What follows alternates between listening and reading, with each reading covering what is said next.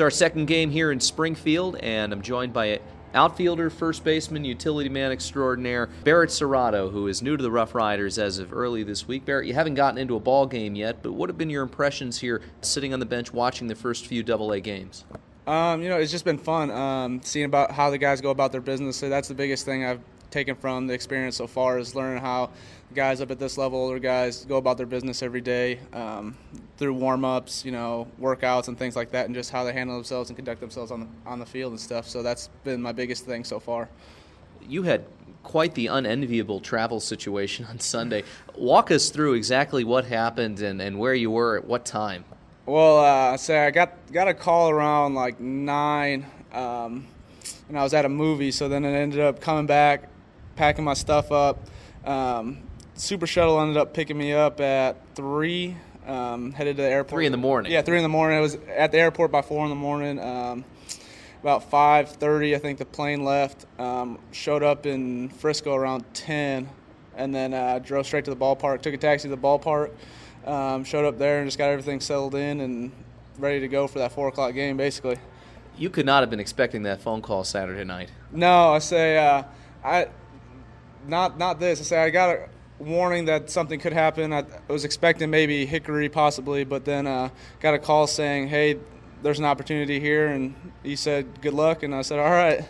So that was about it. This is a big change of pace, I'm sure, for you versus extended spring training, right? Yeah, it's a little different. You can tell the guys here are a lot more polished and things like that. But at the end of the day, it's still a game. It's still the same game that you played in college and played in high school and things like that. So just got to take it step by step and just keep going, I guess. A lot of people don't really know what it's like out there in extended spring training. You hear some things.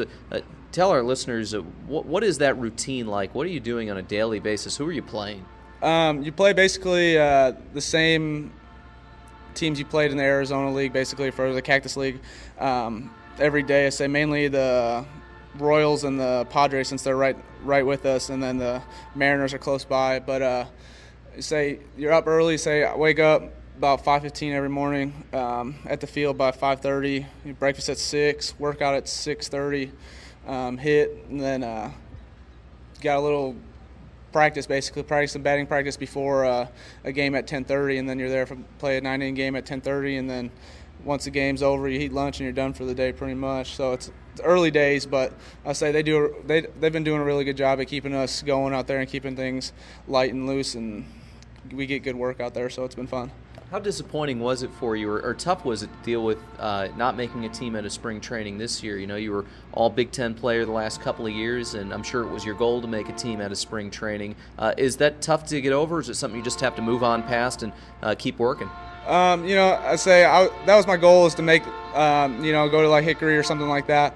But, you can't really focus on too much. Last year in Spokane, I knew I had a rough year. So it was rough getting adjusted, but my goal was just to kind of come out and show what I could do in spring training. I felt like I did that, and I kind of just took extended as a blessing in disguise, basically, and got good work, just kept getting better, tried to get better every day, and turns out I ended up here for now, so it didn't turn out too bad.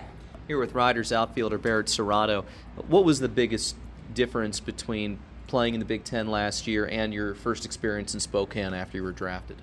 The biggest change, I would say, might be the wood bats and just everything every day.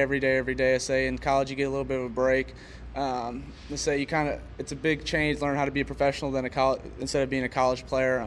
There's a lot that comes to it. There's just a lot of growing up. There's a lot of growing up from high school to college, and then there's a lot of growing up from college to pro ball that you don't realize. So I think it was just a growing experience, and I was glad I had it right away. And I think I've gotten over that hump and just got to keep going.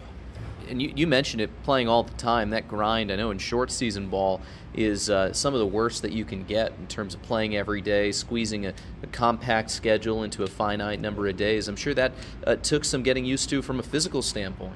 Yeah, it's definitely playing every day, riding the buses overnight. It was a big difference. We traveled a lot in college, but it was nothing like that. It wasn't playing at the ballpark every day. So it was a big time grind, I would say, but you just got to take it in stride and learn quick if you want to keep moving up. So I say take it in stride and say last year I guess was just a learning experience, and I'm glad I got it. Got the learning experience out of the way. So. I want to take you back just about a year ago. You're with Purdue. You guys win the Big Ten title in the regular season. You win it also in the postseason, go to the NCAA tournament. That just must have been a great ride. Yeah, it was a blast. That was probably the funnest year of my life there. And I'll say the guys that we were with, we just had a good group. We were there together 3 or 4 years, all of us together, from freshman and sophomore year. So it was a blast getting everything done and doing what we wanted to accomplish. We didn't get to Omaha, but we got a lot done, and I think, still talking to guys from last year, all of us are proud as could be of what we did and accomplished throughout that season. You guys were in the Gary Regional, and that was the one that Kent State came out of, and they were one of the 2 Cinderellas that made the College World Series last year. When you guys played them and lost to them, did you think that, okay, this is a fluke what this team is doing, or are they legit? Is that what you were thinking? To be honest, I would take my team over anybody. I would have taken them over anybody any day. But that team, you can't take anything away from Kent State because they made it to Omaha. They got hot at the right time, and they took advantage of when we couldn't. So you got to tip your cap to them. But any day of the week, I say I'll take that team over anybody. So. Well, Barrett, thanks a lot for the time. We look forward to seeing you out there in a game at some point. Yeah, definitely. Thank you. That's Barrett Serrato. We're back after this on the Frisco RoughRiders Baseball Network.